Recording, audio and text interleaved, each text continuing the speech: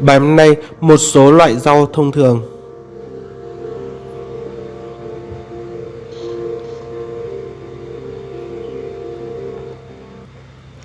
Lá lốt, bay y lợt.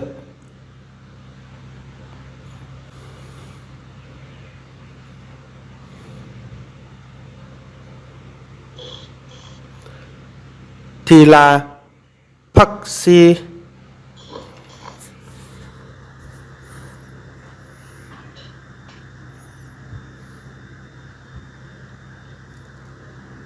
Rau mùi, hòm pom.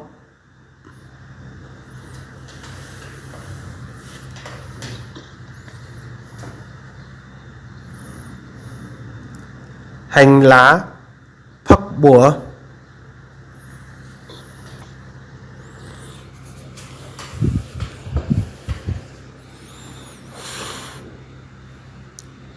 Tía tô, men khen.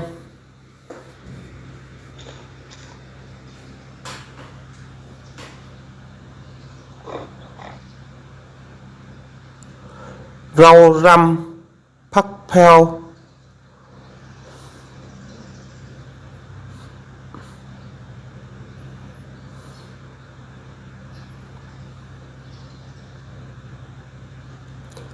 Cần tây, phắc sản ani.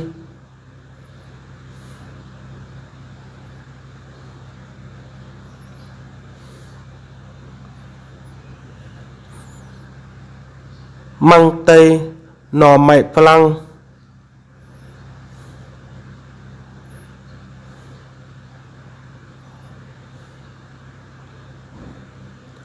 Rau mồng tơi, phắc băng.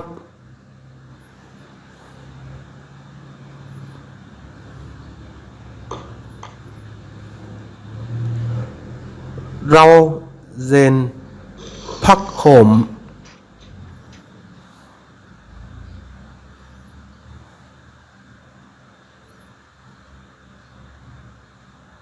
Rau muống, phắc bông.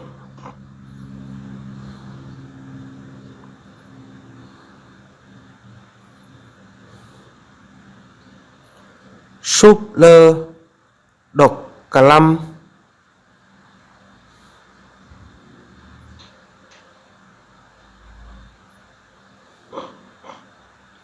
Cải thảo, cắt khảo.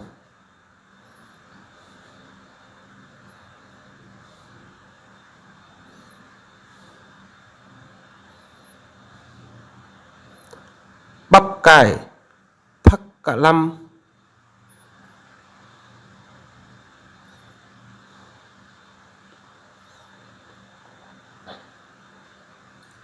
Rau cải dùng để muối dưa, cắt tin mì.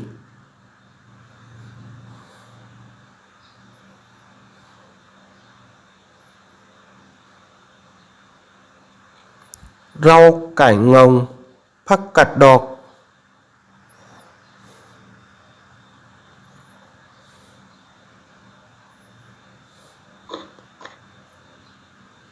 Rau cải đắng, phắc cắt khổm.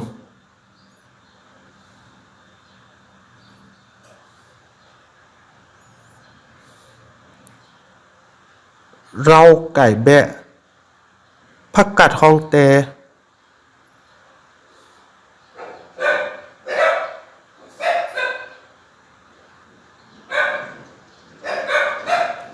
Rau ngổ, phắc khạ nhang.